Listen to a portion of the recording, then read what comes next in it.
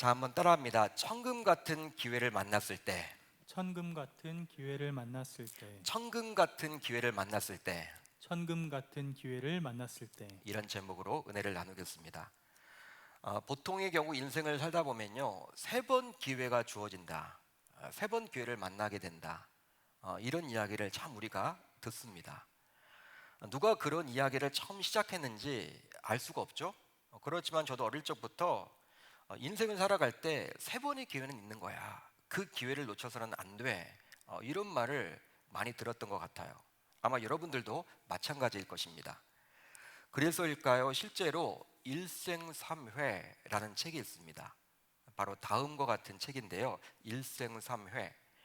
부제로 인생의 세 번 기회를 만나다라는 책입니다. 이 책은 중국의 타오슈안윈이라는 작가가 저술한 처세술에 관한 책이에요. 처세술. 즉 기회가 주어졌을 때 어떻게 하면 그 기회를 놓치지 않고 쟁취할 수 있을까?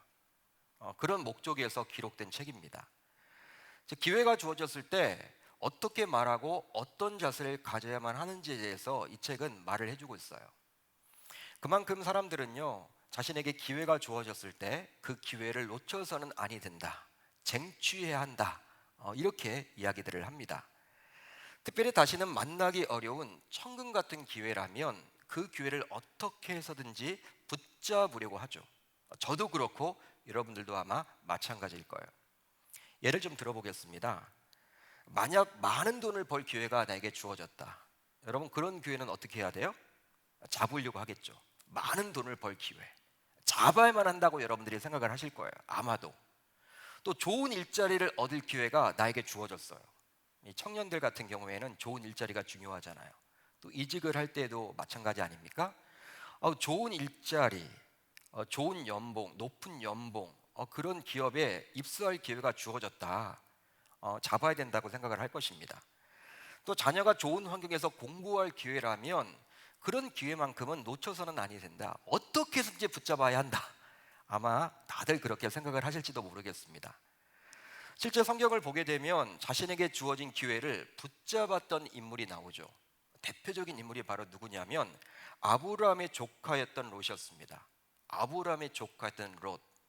창세기 13장을 보게 되면 아브라함과 조카 롯의 재산이 불어나게 되었어요. 그 당시 재산은 뭐 지금처럼 동산 부동산이 아니라 목축업을 주로 했기 때문에 양과소 아니었습니까? 근데 아브라함도 양과소가 많아졌고 조카 롯도 양과소가 많아졌습니다. 그러기에 많은 목초지가 필요했는데 당시 머물던 곳이 아브라함과 롯의 양과소를 모두 먹이기에는 비좁았던 것 같아요. 그러다 보니까 충돌이 일어나죠. 어떤 충돌이냐? 이 아브라함의 목자들이 있습니다. 롯의 목자들이 있습니다. 그 목자들은요, 이 아브라함의 양과소, 롯의 양과소를 각각 이렇게 케어했던 목자들인데 서로 다투는 거예요. 서로 자신들의 양과소를 더 먹이기 위해서 다툴 수밖에 없는 그런 처지에 몰리게 되었어요. 왜? 목초지가 부족하다 보니까. 여러분 하루 이틀도 아니고 계속 그런 일이 벌어지니까 이제 아브라함이 이 롯을 불러서 이제 계속 싸우지 말고 좀 흩어져서 살자. 이 땅이 이렇게 넓은데 우리가 굳이 이렇게 살 필요가 있느냐라고 제안을 하죠. 그러한 제시를 이렇게 해요. 아비를 일찍 잃었던 롯은 큰 아버지였던 아브라함을 지금까지 친아비처럼 여기면서 살아왔습니다.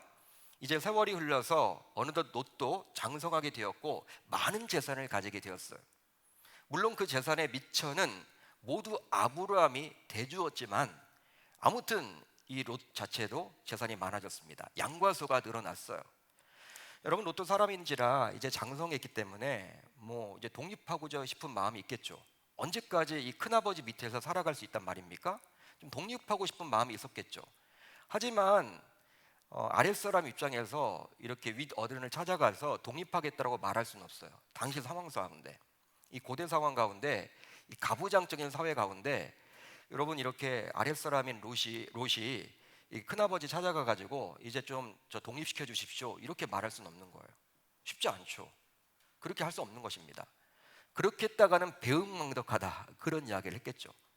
지금까지 아브라함이 다 먹이고 입히고 했단 말이에요. 그리고 재산도 줬습니다. 늘어났죠. 그런데 배은망덕하게 그런 이야기를 해? 이런 이야기를 듣고 주변 사람들에게 손가락질을 받기 때문에 이 롯의 입장에서는요, 마음은 굴뚝 같지만 그렇게 하지 못했던 거예요.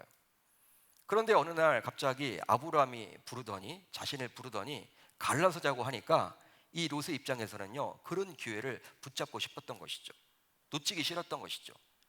그래서일까요? 롯은 그 기회를 놓치지 않고 바로 자신이 가고 싶었던 땅을 먼저 선택해 버렸습니다. 조카의 입장에서 이제 큰아버지에게 좀 양보를 해야 되지 않을까요? 여러분 어떻게 생각을 하십니까? 마음은 그렇지 않더라도 말이라도 우리 큰아버님, 우리 좀 먼저 땅을 선택하세요. 좋은 땅 선택하십시오. 그리고 나서 제가 선택을 하겠습니다. 여러분 조카의 입장에서는 그런 말을 해야 되겠죠. 그렇지만 이 큰아버지 마음이 바뀔까봐 이 조카 롯은요, 그런 예의도 차리지 않고 그냥 선택을 해버립니다. 그래서 결국 롯은 아브라함의 품을 떠나서 독립해서 살아가게 되었는데요, 이렇게 기록을 해주고 있어요. 창세기는 롯이 요단 온 지역을 택하고 동으로 옮기니 그들이 서로 떠난지라. 이제 아브라함과 롯이 떠났다라고 기록을 해주고 있죠. 이렇듯 롯을 통해서 알 수 있듯이 대부분의 사람들은 자신이 하고 싶은 것을 이룰 수 있는 기회가 자신에게 주어진다면 그 기회를 놓치지 않으려고 한다는 거예요. 신자이건 불신자이건.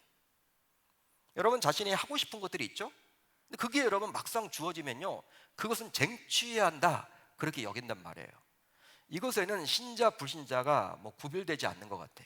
그냥 여러분 그것은 쟁취해야 하는 거야. 그걸 그냥 우리가 놓쳐서는 안 돼, 그렇게 여러분 다들 이야기를 하죠. 또 실제 그렇게 살아가죠. 그런데요, 오늘 말씀에 나오는 다윗은 좀 달랐습니다. 다윗은 좀 달랐어요. 오히려 자신에게 찾아온 천금 같은 기회를 날려버리죠. 즉 자신을 그렇게 죽이려고 혈안이 되어 있었던 사울왕을 죽일 수 있었음에도 불구하고 죽이지 않습니다. 죽이지 않아요. 따라서 천금 같은 기회를 만났을 때 진짜 신자라면 어떻게 하면 좋을지 오늘 말씀을 통해서 살펴보도록 하겠습니다. 진짜 신자라면, 신자인 척 살아가는 사람 말고 진짜 하나님 말씀대로 살아가려고 몸부림치는 진짜 신자라면 천금 같은 기회가 주어졌을 때 어떻게 살아가야 할지 오늘 다윗의 모습을 통해서 한번 답을 얻어보겠습니다. 자, 오늘 말씀 안으로 들어가 보면 당시 다윗은 엔게디 광야에서 도피 생활을 하고 있었는데요, 엔게디 광야는 이 유다 땅을 보게 되면요, 이 남유다 쪽에 이 사해라는 곳이 있습니다. 사해 바다, 보통 그렇게 이야기를 듣죠. 여메라고 보통 이야기를 하고. 근데 엔게디 광야는 사해 근처에 있었는데 말이 광야이지 높이가 600m 이상인 깎아지른 듯한 절벽과 그 위에 펼쳐진 넓은 고원이었어요. 말이 광야지 요새와도 같은 곳이었습니다. 600m의 이 깎아지른 듯한 절벽, 그 위를 올라가야지만 가볼 수 있는 곳이 바로 엔게디 광야였다는 거예요. 여러분 우리가 오늘 읽었던 24장 1절을 보게 되면요, 엔게디 광야라고 나와 있지만 그 바로 앞절인 23장 29절을 보게 되면요, 이 엔게디 광야를 어떻게 표현해주고 있습니까? 엔게디 요새로 표현을 해주고 있죠. 여러분들이 가지고 있는 성경을 통해서 확인이 가능합니다. 한마디로 요새와도 같은 지형이 바로 이 엔게디 광야였습니다. 더욱이 심한 침식으로 말미암아 고립하여서 복잡한 협곡과 동굴들이 형성되어 있기까지 했어요. 그러니까 동굴들이 얼마나 많은지 몰라. 자연스럽게 자연 동굴이 이렇게 형성되어 있는 거예요. 따라서 지구상에서 가장 험한 황무지 중에 하나라고 보셔도 됩니다. 그쪽으로 도망가면요, 어떻게 찾을 수가 없어. 어떤 굴에 들어가 있는지 어떻게 압니까? 쉽지 않다는 거예요. 근데 그런 곳에 지금 다윗이 가 있는 거죠. 실제 이 지역은요, AD 66년에서 70년 그리고 132년에서 135년에 있었던 두 번의 유대 반란 때 유대 게릴라 대원들을 위한 은신처 역할까지 했던 곳이었습니다. 그만큼 게릴라들이 살기에는 아주 좋은 적합한 장소였던 것처럼 요새와도 같은 곳이 바로 그곳이었다는 거예요. 그만큼 다윗의 입장에서는 사울왕의 눈을 피해서 그런 황무지와 같은 그곳에 가 있는 것이죠. 도망쳐 있는 거예요. 하나님께서 이렇게 타지 외국에 나가 있는 것 자체를 원치 않았기 때문에 이렇게 유다 땅을 떠돌아 다니지만 어떻게 항상 불안하잖아요. 그러니까 다윗의 입장에서는 엔게디 광야에까지 갔다라고 보시면 되는 거예요. 그렇습니다. 유다에 살고 있는 사람이라면 이 엔게디 광야가 과연 어떠한 곳인지 모르지 않았죠? 사람들이 다 안단 말이에요. 어떤 곳인지. 따라서 그곳에 숨어 들어간 사람은 웬만해서는 차지를 하지 않습니다. 웬만해서는 차지를 하지 않아요. 왜냐하면 찾으려고 하면 너무나 많이 힘들어. 600m를 여러분 올라가야 돼, 절벽을. 또 굴이 여러분들 뭐 한두 개도 아닌데 어디에 가 있는지 알 수가 없기 때문에 그 많은 시간과 그 많은 여러분 힘을 낭비해야 하고 희생도 치러야만 하기 때문에 그냥 그 사람이 힘들어서 나올 때까지 기다리는 것이 대부분이에요. 유다 사람들은요, 여러분 이 광야, 엔게디 광야에 들어갔다 그러면 그냥 놔둬요. 그것이 힘든 곳이기 때문에 나올 수밖에 없거든요. 놔두는 거야. 그런데 오늘 말씀 1, 2절을 보세요. 오늘 말씀 1, 2절을 보시면 블레셋과의 전쟁을 마치고 돌아왔던 사울왕은 다윗이 엔게디 광야에 숨어 있다라는 이야기를 듣자마자 어떻게 합니까? 정예 군인 3,000명과 함께 엔게디 광야로 가서 다윗을 찾게 됩니다. 다윗을 쫓아요. 그만큼 다윗을 죽이려는 사울왕의 집념을 엿볼 수가 있는 거죠. 그만큼 여러분 죽이고 싶은 거야. 한번 여러분들이 생각을 해보세요. 블레셋과의 전쟁에 직접 나가서 싸웠습니다. 여러분 전쟁을 이렇게 치렀다는 것은요, 얼마나 피곤하겠습니까? 얼마나 지쳐 있겠습니까? 휴식이 필요하지 않겠습니까? 여러분 사울왕 자체도 피곤하겠죠. 지쳐 있겠죠. 그리고 군사들도 마찬가지겠죠. 근데 돌아오자마자 이 다윗이 엔게디 광야에 있다 이런 정보를 듣자마자 어떻게 해요? 그냥 3,000명을 동원해서 막 출발해 버려요. 찾으려고. 그만큼 여러분 이 다윗을 죽이려고 했던 사울의 마음을 엿볼 수 있는 거죠. 이거 뭐냐면 사울의 입장에서는요, 내가 죽으나 사울이 죽으나 둘 중에 하나는 죽어야 된다 이거예요. 다윗을 용서할 수 없다라는 거예요. 내가 죽든 이 다윗이 죽든 한 사람은 죽어야지 이 전쟁이 끝나는 거예요. 그런 생각이에요. 그만큼 여러분 죽이려고 하는 것이죠. 이제 그렇게 해서 3,000명과 함께 엔게디 광야로 이 사울이 가게 되었어요. 그리고 다윗을 쫓습니다. 그런데요, 엔게디 광야에서 다윗과 그의 일행을 수색하던 중 사울왕은 급한 생리현상을 접하게 되었어요. 자, 3절을 볼까요? 우리 3절 같이 읽습니다. 시작. 길가양에 우리에 이른즉 굴이 있는지라 사울이 뒤를 보러 들어가니라. 아멘. 여러분 이 구절을 보시면 뒤를 보러 들어갔다 나와 있죠. 뒤를 보러 들어갔다. 원어를 보게 되면 어떤 뜻일까요? 히브리어 원어를 보게 되면 발을 가리러 들어갔다. 우리 발 있죠? 발을 가리러 들어갔다 이런 의미예요. 큰 것을 보려면, 큰 용변을 보려면 옷을 내려야 하기에 자연스럽게 발이 가려지겠죠. 발이 가려진단 말이에요. 그런데 이것뿐만 아니라 발을 가린다라는 말은요, 잠을 자는 것과 동의어입니다. 잠을 잔다. 여러분 잠은 누워서 잡니다. 그리고 무엇을 덮습니까? 이불을 덮죠. 이불을 덮게 되면 발을 가리게 되죠. 같은 의미예요. 그러니까 여러분 우리가 살펴봤던 이 발을 가린다의 의미에는요, 용변을 본다, 큰 용변을 본다 그런 의미도 있고 잠을 잔다 그런 의미도 있는 거예요. 그렇기 때문에 오늘 말씀을 원어로만 보게 되면 사울이 급한 용변 때문에 굴에 들어갔다 이런 뜻도 되고, 갑자기 몰려온 잠을 자려고 사울이 굴에 들어갔다 이런 의미도 되는 거예요. 두 가지가 여러분 다 됩니다. 틀린 게 아닙니다. 그런데 오늘 말씀 앞뒤 문맥을 보게 되면 여기에서는 급한 용변 때문에 사울이 굴에 들어갔다고 볼 수 있겠죠. 3,000명의 여러분 군사를 놔두고 뭐 잠을 자러 갔다? 그런 여러분 좀 개념보다는 용변을 보러 들어갔다. 급한 생리현상이 나타난 거예요. 갑자기 배가 아팠겠죠. 그래서 굴에 들어간 거예요. 사울은 급한 용변을 보려고 홀로 캄캄한 굴 안으로 들어갔습니다. 밝은 데 있다가 갑자기 캄캄한 굴에 들어가게 되면 동공이 적응되지 않기 때문에 가까이에 있는 형체도 알아볼 수가 없죠. 여러분들이 혹시 그런 뭐 한번 경험을 했는지 모르겠어요. 우리나라도 굴이 있죠. 이 광명 동굴만 가더라도 이 환한 날 여러분 가다가 여러분 이렇게 딱 들어가면 이게 앞이 좀 침침하거나 잘 안 보이죠. 뭐 그렇게 여러분 어두컴컴한 곳에 가게 되면 환한 곳에 있다가, 여러분 이 광야 아닙니까? 이 팔레스타인에 있는 광야, 요새라고는 하지만 여러분 어떻게 여러분 이 한낮에 여러분 얼마나 이 태양이 여러분 강렬합니까? 그런 곳에 있다가 굴에 들어가니까 사울이 여러분 눈이 침침한 거죠. 보이질 않는 거죠. 더욱이 사울은 그곳에 누가 있을 것이라고는 전혀 예측하지 않았어요. 예측하지 않았죠. 누가 있을 것이라 여러분 그런 생각 갖지 않았겠죠. 엔게디 광야에 뭐 굴이 한두 개겠습니까?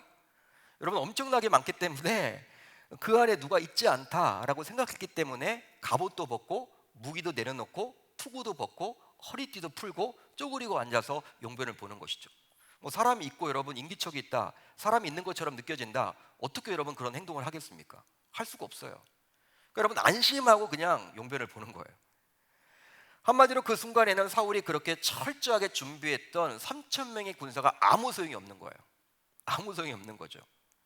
바로 아무리 왕이지만 용변을 보기 위해서는 홀로 있어야만 했기 때문입니다. 홀로 있어야만 하는 것이죠. 그런데요, 정말 깜짝 놀랄 만한 일이 벌어져. 아마 사울이 여러분 이게 나중에 여러분 들었을 때 얼마나 놀랐을까요? 깜짝 놀랄 만한 일이 벌어집니다. 여러분 무엇이냐면 사울이 그리 찾아다녔던 다윗과 그의 사람들이 어디 안에 있었어요? 자신이 용변 보고 있는 그 굴 안에 있었다라는 사실이에요. 사울만 모르지 다른 사람들은 다 보고 있어. 컴컴하지만 여러분 컴컴한데 오래 있으면 또 보이잖아요. 예? 용변 두고 있는 그 사울의 모습을 그 다윗과 그 다윗의 여러분들 일행들이 다 지금 지켜보고 있는 거예요. 실시간으로. 다윗과 그의 사람들이 그 굴 깊은 곳에 있었다라는 사실입니다.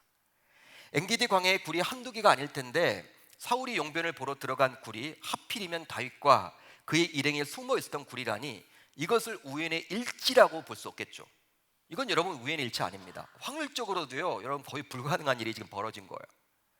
바로 이렇게 몰아감으로 하나님께서는 다윗을 연단해 가시는 것이죠. 이것이 일종의 시험이라는 거예요. 용변을 보고 있는 사울, 그리고 그를 지켜보고 있는 다윗의 일행들은 사울을 죽일 절호의 기회를 누가 주셨다? 하나님께서 주셨다라고 다윗에게 말을 합니다. 실제로 다윗을 따르는 자들의 이런 주장을 다윗이 따르게 되면요, 다윗은 더 이상 도피 생활을 하지 않았대요. 여러분 도피 피난 생활이 얼마나 힘들까요? 예? 예? 여러분 수배를 당해가지고 지금 뭐 얼굴이 알려졌잖아. 현상금이 여러분 붙어 있는 상황 가운데 여러분 이곳저곳 피해만 다녀야 되는데 얼마나 힘들고 어렵겠습니까? 여러분 자신의 일행들이, 자신을 따르는 자들이 이거 하나님이 주신 기회다, 죽이자, 사울 죽여도 된다, 이런 이야기까지 했으니 그 이야기를 다윗이 들으면요, 여러분 더 이상 도망 다니지 않아도 돼요. 힘든 생활을 하지 않아도 된단 말이에요. 그리고 이미 백성들은 사울이 아니라 다윗을 왕으로 생각하고 있었기 때문에 민심 이반을 걱정할 필요도 없었습니다. 그리고 자신이 여러분들 이미 사무엘 선지자를 통해서 왕으로 기름 부음을 받았다, 사람들이 다 알고 있어요. 그렇기 때문에 자신이 잘못도 없는데도 불구하고 사울이 이렇게 자신을 죽이려고 한다는 것을 백성들이 이미 다 알고 있었기 때문에 자신이 여러분 사울을 죽인다고 해도 누구 하나 여러분 반대할 사람이 없다라는 거예요. 그냥 여러분 도피하지도 않아도 되고 그냥 왕이 되는 것이죠. 하지만 다윗은 사울을 죽이지 않을 뿐더러 자신을 따르는 자들로 하여금 사울을 죽이지 못하도록 합니다. 이 부분이 중요해요. 다윗이 일어나서 사울의 겉옷자락을 가만히 베니라. 이건 뭡니까? 칼을 들고 가서 겉옷자락만 뱉는데 이것은 뭐예요? 죽일 수 있었음에도 불구하고 죽이지 않았다는 의미죠. 못 죽이는 게 아니에요, 여러분. 사울이 여러분 전혀 눈치를 못 챘거든요. 용변을 보느라고 몰래 여러분 살짝 걸어가서 여러분 칼을 가지고 겉옷자락을 베었다라는 것, 이것은 여러분 목을 벨 수도 있는 거예요. 그런데 안 한 거예요. 그뿐만이 아닙니다. 또 다윗이 이 말로 자기 사람들을 금하여 사울을 해하지 못하게 하니라. 자기만 여러분 죽인 것이 아니라 자기 일행으로 하여금 사울을 죽이지 못하도록 막습니다. 다윗이 이렇게 했어요. 그렇다면 이제 이 시점에서 이런 생각을 해볼 수가 있겠죠. 왜 다윗은 사울의 겉옷자락을 베었을까요? 여러분 궁금하지 않습니까? 말씀 읽다가 여러분 너무 궁금하더라고요. 왜 그랬을까? 아니 사울을 죽이지 않겠다고 마음을 먹었다면 그만 가만히 있으면 되잖아. 그리고 자신의 여러분들 이 일행한테 죽이지 말라 그렇게 말만 하면 될 텐데 굳이 여러분들 옆에 가가지고 칼을 들고 가가지고 겉옷자락을 여러분 이렇게 벤 이유가 뭘까? 이렇게 한 목적이 뭔가 너무 궁금하더라고요. 바로 사울의 겉옷자락을 뱀으로 사울의 왕됨에 대해서 공격을 가했던 것이죠. 일종의 공격을 가한 거예요. 여러분 이게 어떻게 해석을 하냐면 사울이 다윗을 죽이려고 했던 이면에는요, 그 왕권을 지키려고 하는 것이 강했죠. 사울이 여러분 다윗을 왜 죽이려고 합니까? 다른 이유가 있는 것이 아니라 자신의 왕직을 지키기 위함이에요. 그런데 여러분 겉옷자락을 뱀으로 인해서 지금 사울이 좀 깨우치길 원했던 거예요.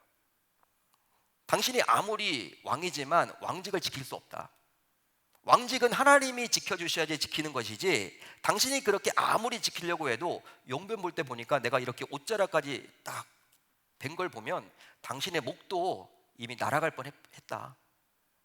그런 것 사실을 지금 다윗이 사울로 하여금 좀 알려주고자 한 이면이 있는 거예요. 답답하니까 여러분, 이 다윗의 입장에서는 사울이 여러분 너무나 답답하잖아요. 그렇게 왕직을 지키려고 몸부림치는 그 모습들을 보면서 왕이 입는 그 옷을 뱀으로, 왕직은 하나님이 주시는 것이지 인간인 우리가 사람이 지키려고 몸부림쳐서 해서 되는 것이 아니다. 그것을 지금 드러내고자 한 거예요. 그러나 이렇게 한 자신의 행동이 나중에는 지극히 어리석고 교만한 행동이었음을 다윗은 또 스스로 깨닫습니다. 아, 이런 것까지도 해서는 안 되는구나. 내가 교만했다. 내 의였구나. 내가 의로움을 좀 드러낼 뻔했구나. 결국 여러분 오늘 말씀 쭉 보면요, 이제 자신이 그 옷자락을 벤 것조차도 이 마음이 쓰여가지고 하나님께 철저하게 또 회개하죠. 이 다윗의 모습이 거기에 나타나 있어요. 아, 이것조차도 해서는 안 되는 거구나. 내가 특별히 자고했구나. 교만했구나. 하나님이 하시는 건데. 그렇다면 어떻게 다윗은 천재 이루의 기회 앞에서 우리와는 다른 결정을 내릴 수 있었을까요? 여러분, 천재 이루의 기회 아닙니까? 우리 같으면 그 기회를 놓치지 않고 적극 붙잡았을 것 같아요. 죽여버렸을 것 같아요. 이 사울을 얼마나 자기를 괴롭혔습니까? 사울만 없으면 행복 시작이잖아요. 다윗의 입장에서는 자기가 잘못한 것도 없는데, 또 백성들도 그것을 원하는데, 3,000명의 군사들도 여러분 아마 그걸 바랬을지도 몰라요. 얼마나 힘들겠습니까? 집에 돌아가고 싶은데 집도 들어가지 못하고, 블레셋과 여러분 전쟁을 마치고 집에 좀 돌아가야 되는데, 사울이 여러분 이상하게 자신들을 소집해가지고 이 엔게디 광야까지 끌고 왔으니 여러분 그 3,000명의 군사들도요, 여러분 원성이 자자할 거란 말이야. 모든 것이 여러분 다 그냥 죽여도 될 것 같아. 여러분 우리 같으면 그렇게 하겠죠. 다윗은 안 했단 말이에요. 죽이지 않았단 말이에요. 무슨 이유 때문에 그리했습니까? 바로 자신의 욕심과 감정 앞에서도 하나님의 절대 주권을 인정할 수 있었기 때문입니다. 자신의 욕심과 감정 앞에서도 하나님의 절대 주권을 인정했던 다윗인지라 이 사울을 죽이지 않았다는 거예요. 죽일 수 없었다는 거예요. 그는 여호와의 기름 부음을 받은 자가 됨이니라. 여기 나와 있는 그는 누구를 말합니까? 사울을 말하죠. 다윗의 고백입니다. 사울은 여호와의 기름 부음을 받은 자가 됨이라. 하나님의 절대 주권을 인정한다는 것은 자신의 생각으로는 설령 이해할 수 없다 하더라도 그 하나님의 뜻에 순종하는 거예요. 하나님의 절대 주권을 인정하는 사람들의 특징은요, 내 생각으로 이해가 안 돼. 정말 말이 안 되는 것처럼 보여져. 상식에도 어긋나. 어떻게 이걸 이런 일이 벌어졌지? 하지만 이게 하나님의 뜻이라면 순종할 줄 아는 거예요. 그런 사람이 바로 하나님의 절대 주권을 인정하는 자들이죠. 실제로 다윗 개인의 욕심과 감정으로 보게 되면, 생각으로 보게 되면 사울을 죽일 수 있는 절호의 길을 잡았기 때문에 그 기회를 절대로 놓쳐서는 아니 되는 거예요. 이 기회는 붙잡아야만 하는 거예요. 그렇게 해야지만 언제 끝날지 모르는 도피 생활의 종지부도 찍고 자신이 왕이 될 수 있는 것입니다.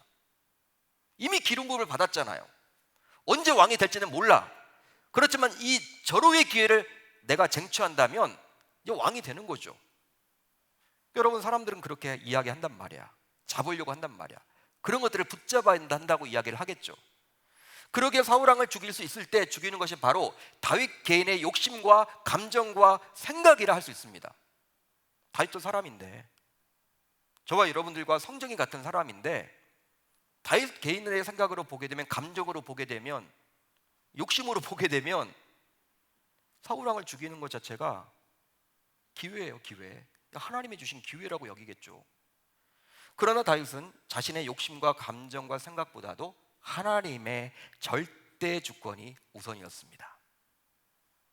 그러기에 하나님께서 뭔가 뜻이 있어서 세우신 왕이기 때문에 사울이 비록 악한 행동을 계속해서 하고 있지만 다윗 자신의 손으로 그 왕을 폐하고자 죽일 수는 없다라고 본 거예요.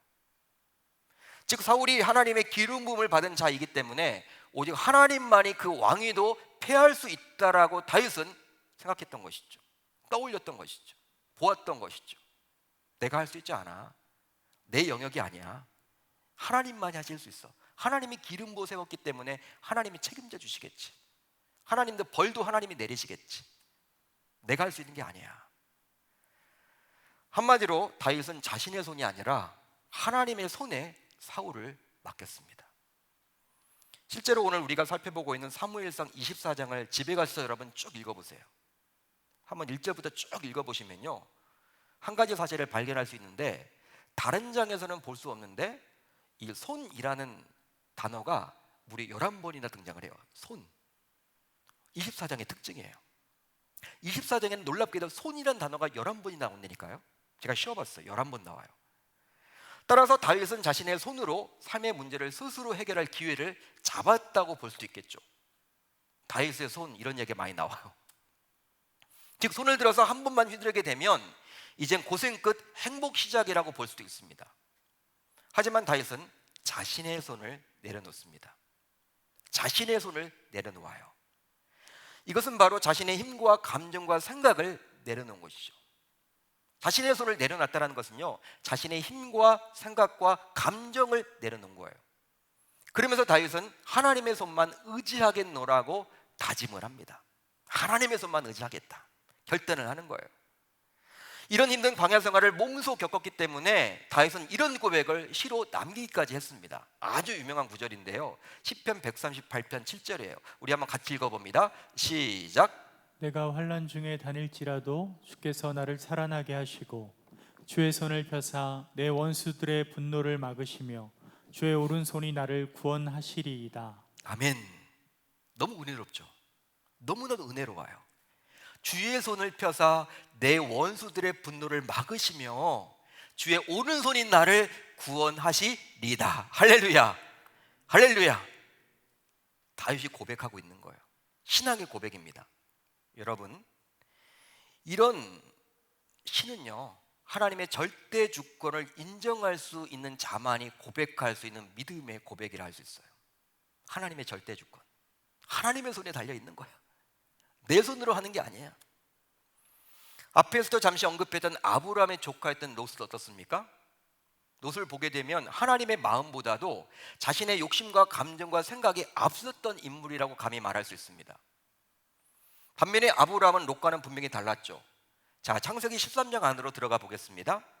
13장을 보게 되면 롯의 행동과 아브라함의 행동을 비교해주고 있는데요, 둘을 비교해주고 있어요, 성경은. 우선 롯의 행동을 보면 다음과 같습니다. 롯이 눈을 들어 요단 지역을 바라본즉, 롯이 눈을 들어 요단 지역을 바라봤어요. 롯이 의지적으로 바라봤습니다. 롯 자신의 생각만으로 바라본 거예요. 자신이 결정한 거예요. 자신이 판단한 거예요. 자신에게 찾아온 중요한 기회를 놓치기 싫었던 롯은 스스로의 판단만으로, 스스로의 결정만으로 요단 지역을 바라보고 그 땅으로 가겠다며 쉽게 결정을 해버리죠. 왜 그렇습니까? 그 땅으로? 그 땅을 딱 보니까, 바라보니까 너무 풍요로워, 너무 풍족해. 여러분, 성경은 어떻게 기록해주고 있어요? 에덴 동산과도 같고, 롯이 가봤던, 이전에 가봤던 애굽 땅과도 같이 풍요로운 곳이야. 경제적으로 여러분 먹고 살 만한 곳이야. 얼마나 여러분 풍요롭고 편리하고 풍족한지 몰라. 자신의 여러분 양과 소를 먹이기에 여러분 물이 많은 곳이야. 그 땅을 선택한 거예요. 하지만 그 땅은 소돔과 고모라 땅이었어요. 소돔과 고모라 땅.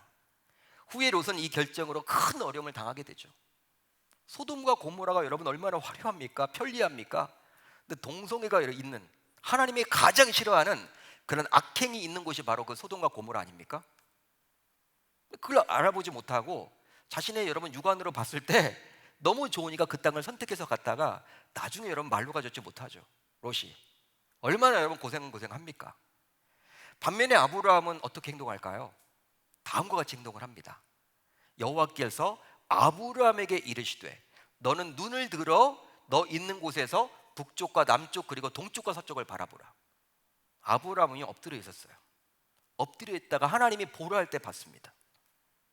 하나님이 보라 하는 곳을 봤어요. 하나님이 가리키면서 어느 쪽을 바라보라 했을 때 그쪽을 봤단 말이에요. 롯과 완전히 다르죠. 롯도 하나님 믿습니다. 아브람도 하나님 믿습니다. 신자들이라 할 수 있습니다. 그럼에도 불구하고 롯과 이 아브람은 달랐어요. 아브람은 하나님께서 말씀하신 땅을 바라보고 그 땅으로 갑니다. 하나님께 철저하게 의존하고 있죠. 한마디로 롯은 자신의 손을 의지했던 사울과 같다고 볼 수 있고, 아브라함은 하나님의 손을 의지했던 다윗과 같다고 볼 수 있는 거예요. 사울의 길이 있고 다윗의 길이 있는 거예요. 신자라고 하지만, 동일하게 예수님 믿는다고 하지만 사울의 길이 있고 다윗의 길이 있는 거예요. 롯의 길이 있고 아브라함의 길이 있는 것입니다. 그렇습니다. 롯과 아브라함, 사울과 다윗 모두 하나님을 모르지 않았습니다. 그러기에 그들 모두 신자라고 이야기할 수 있어요. 크리스찬이다 라고 이야기할 수 있습니다. 즉 그들 모두 예배도 드리고 봉사도 하고 헌금도 하고, 또 누군가가 묻게 되면 나는 기독교인입니다 라고 그렇게 이야기하는 분들이에요.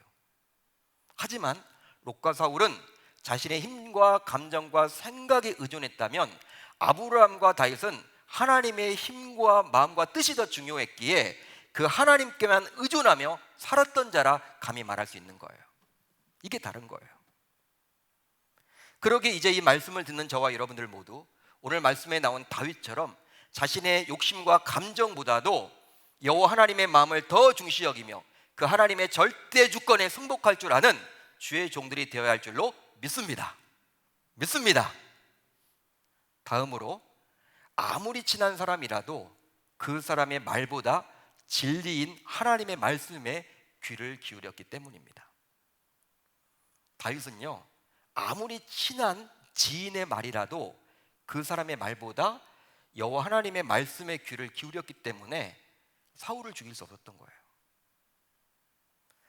다윗을 자르는 자들은 사울이 용변을 보는 기회를 놓치지 말자며 다음과 같이 다윗에게 말을 해요. 자, 24장 4절 우리 상반절을 볼까요? 이렇게 나와 있죠. 같이 읽습니다. 시작. 다윗의 사람들이 이르되 보소서, 여호와께서 당신에게 이르시기를 내가 원수를 내 손에 넘기리니 내 생각에 좋은 대로 그에게 행하라 하시더니 이것이 그날이니이다 하니. 아멘. 내가 원수를 내 손에 넘기리니 내 생각에 좋은 대로 그에게 행하라. 다윗의 참모들은 이 말씀을 하나님께서 다윗에게 주셨다며 사울을 죽일 기회는 바로 하나님께서 주신 기회이기에 사울을 죽여야만 한다라고 다윗의 행동을 합리화시킵니다. 명분을 줘버려요.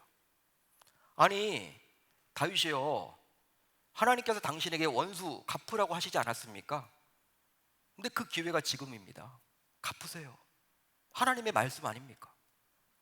하나님께서 허락한 일 아닙니까? 주변 참모들이 그렇게 이야기를 해요, 다윗에게. 여러분, 하나님 말씀이라고 하면요, 이건 여러분 합리화시키는 거죠. 명분을 준 거죠. 다윗이 여러분 이 말 듣고 하면 돼요. 하지만 성경 구석구석을 보십시오. 성경을 여러분 살펴보세요. 하나님께서는 이런 말씀을 다윗에게 하신 적이 결단코 없어요. 주시지 않았습니다. 더욱이 사울을 직접 죽이라고 하신 적은 없어요. 하나님이 다윗에게 사울을 죽이라 하신 적이 없단 말이에요. 따라서 이 부분에 대해서 성경학자들은 이 예언의 말씀이잖아, 장차 일어날 말씀 아닙니까 이게? 그렇기 때문에 이 예언이 거짓 예언이거나 아니면 참된 예언이더라도 사울이 아니라 이스라엘의 다른 대적을 가리키는 것으로 사울에게 적용되어서는 안 되는 것인데 다윗의 참모들이 잘못 사용했다, 이렇게 보곤 해요. 여러분, 참모와 같이 자신에게 유익을 주는 자들, 특별히 가까운 지인의 말이라면 자신에게도 유익이 될 것 같은 말이기에 그냥 따르는 경우가 허다하죠. 여러분, 교우들 사이에서도 나를 위해서 기도해주고 나와 친하고 또 어떻게 지켜봤는지를 여러분 잘 아는 사람들이 어떤 권면을 하면요, 우리 쉽게 여러분들 그냥 듣습니다. 따르죠. 당시 다윗도 충분히 그럴 수 있어요. 자신의 참모들의 이야기입니다. 참모들이 누굽니까? 보통의 참모가 아니죠. 피가 섞여 있는 여러분 형제들보다도 더 가까운 여러분 그런 관계예요. 공동체예요. 아둘람 공동체에서 여러분 같이 생활했던 자들 아닙니까? 여러분, 사울 하나 때문에 그렇게 몇백 명이 와서 지금 몸을 숨기고 있는 거잖아요. 그러니까 여러분, 그 공동체 하나란 말이야, 하나. 형제들보다 더 가까운 진짜 여러분 그런 공동체 참모들이 다윗 여러분 잘못되라고 그런 얘기 할 리는 없잖아요. 그렇죠? 그렇기 때문에 다윗 여러분 잘 되라고 이야기하는 그런 이야기 때문에 여러분 그런 이야기 이 다윗의 입장에서는요 거부하기가 쉽지 않다라는 거예요. 거부하기 쉽지 않겠죠. 실제 지도자로서 밑에 있는 사람들의 말, 그것도 신복 부하의 말을 듣지 않았을 때 부하들이 자신을 떠날 수 있다는 사실을 다윗도 모르지 않았기 때문에 다윗은 참 여러분 고민을 했겠지만 그래도 결과적으로 어떻게 합니까? 진리인 하나님의 말씀을 더 우선시했죠. 우선시했단 말이에요. 어쩌면 이것은 굉장한 용기가 아니면 불가능할지도 모릅니다. 다윗의 입장에서는. 성경은 진리의 말씀보다도 진리에 어긋나는 옆에 있는 사람의 말을 들었기 때문에 우리 인류에게 죄가 들어오게 되었다라고 분명히 말씀을 해줍니다. 제가 창세기 3장을 여러 번 읽어봤는데 그때 지금까지 눈에 안 들어왔던 말씀이 말씀을 준비하면서 이번에 들어오더라고요. 창세기 3장 보면요 첫사람 아담이 선악과를 따먹게 되었습니다. 그때 하나님께서는 아담에게 이런 말을 했어요. 진단을 해줍니다. 네가 왜 그 선악과를 따먹게 되었는지에 대해서 진단을 해줘요. 아담에게 이르시되 내가 내 아내의 말을 듣고 내가 내게 먹지 말라 한 나무 열매를 먹었은즉. 하나님의 말씀이에요. 하나님이 지금 질책하고 있는 거예요. 아내 말 들었다고. 첫사람 아담은 선악과를 먹지 말라는 진리의 말씀에는 귀가 멀었고 선악과를 따먹으라는 아내의 말에는 귀를 기울임으로 결과적으로 선악과를 따먹는 죄악을 저지르고 말았습니다. 여러분 아내의 말을 들어야 되겠죠? 남편의 말을 들어야 되겠죠? 가족까지 여러분 가족들 말 들어야 되잖아요. 부모님 말 들어야 되잖아요. 가깝잖아요. 근데 아내 말 들었기 때문에 죄가 들어왔다는 거예요. 따라서 이것을 통해서 우리는 무엇을 할 수가 있어요? 아무리 가까운 가족이라 할지라도 지인이라 할지라도 하나님의 말씀보다 우선시해서는 안 된다는 거예요. 아내보다도 자녀보다도 부모보다도 교우보다도 지인보다도 진짜 가까운 친구 말보다도 하나님 말씀이 더 우선이 되어야 한다. 이 말을 지금 이야기해 주고 있는 거예요. 여러분 이때 아담이 오늘 말씀에 나오는 다윗처럼 아무리 가까운 아내라 하더라도 아내의 말보다도 하나님의 말씀에 귀를 더 기울였다면 죄를 짓지 않았을 텐데 안타깝게도 아담은 아내의 말에 더 귀를 기울임으로 결국 망하게 되었죠. 죄가 들어오게 되었고 사망이 오게 된 거예요. 너무나 안타깝더라고요. 그렇다면 어떻게 하면 가까운 사람보다도 하나님의 말씀이 진리임을 분별하여 그 하나님의 말씀을 따를 수 있을까요? 여러분 쉽지 않잖아요. 여러분 우리가 수많은 사람들의 이야기를 듣습니다. 또 가까운 지인들의 말을 들을 수밖에 없어요. 근데 어떻게 그걸 분별해서 하나님 말씀으로 우리가 그걸 따를 수가 있느냐? 바로 오직 성령 충만할 때만이 가능합니다. 마가의 다락방에 임한 오순절 성령 대강림 사건 이후 성령 충만하게 된 예수님의 12 제자들은 완전히 180도 달라진 모습을 보여요. 사도행전 2장을 보게 되면 성령 오순절 마가의 다락방 사건이 나타나죠. 여러분 사복음서에 나타나는 예수님의 12 제자의 모습과 오순절 성령 사건 이후에 나타나는 그 제자들의 모습이 완전히 180도 다르죠. 그러기에 다음과 같은 말을 했습니다. 베드로와 요한이 대답하여 이르되 하나님 앞에서 너희의 말을 듣는 것이 하나님의 말씀을 듣는 것보다 옳은가 판단하라. 이건 뭐예요? 누구 말이 더 중요하다라는 거예요? 사람들의 말보다 누구의 말? 하나님의 말씀. 판단해라. 또 있습니다. 베드로와 사도들이 대답하여 이르되 사람보다 하나님께 순종하는 것이 마땅하니라. 할렐루야. 할렐루야. 이렇게 살던 제자들이 아니었습니다. 근데 성령 충만하게 되자 완전히 바뀌게 된 거죠. 이렇듯 성령 충만하게 된 사도들은 옆에서 말하는 사람의 말보다도 진리인 하나님의 말씀에 더 무게를 두고 살아갔던 거예요. 역시 사도 바울도 다메섹 도상에서 부활하신 우리 주님을 만난 이후에 완전히 180도 달라진 그러한 신앙의 모습을 보입니다. 그래서 다음과 같은 고백까지 했어요. 갈라디아서 1장 10절인데요. 이제 내가 사람들에게 좋게 하랴, 하나님께 좋게 하랴, 사람들에게 기쁨을 구하랴. 내가 지금까지 사람들의 기쁨을 구하였다면 그리스도의 종이 아니니라. 이건 뭐예요? 나는 하나님을 기쁘기 위해 존재한다. 나는 사람들을 위해서 사역하지 않는다. 이런 말이에요. 반면에 여러분, 사울왕은 어떠할까요? 사울왕은 어떤 자였습니까? 다윗의 다음의 말을 통해서 사울이 어떤 자를 알 수 있는데요. 자, 24장 9절을 볼까요? 이렇게 기록되어 있습니다. 같이 읽습니다. 시작. 다윗이 사울에게 이르되 보소서 다윗이 왕을 해하려 한다고 하는 사람들의 말을 왕은 어찌하여 들으시나이까? 사울은요, 다윗과는 달리 하나님의 말씀보다도 주변 참모들의 말에 더 귀를 기울였어요. 주변 사람들의 말에 더 귀를 기울였어요. 마치 하나님의 말씀보다도 아내의 말에 귀를 기울였던 아담처럼 말입니다. 가까운 누군가의 말에 귀를 기울였어. 다윗이 답답해서, 아니 왕이요, 사울이요, 어떻게 당신은 하나님의 말씀을 듣지 않고 주변 사람들의 이야기만 듣고 나를 죽이려 하는 것입니까? 여러분, 너무나 답답해서 다윗이 그렇게 지금 사울에게 이야기하고 있는 거예요. 사울이 사람들의 말을 듣고 그렇게 행동을 하니까.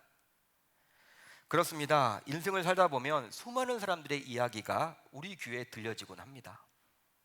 하루에도 여러분 많은 이야기를 듣죠. 아마 일주일 동안 여러분들이 살아오시면서 여러 사람들의 이야기를 들었을 거예요.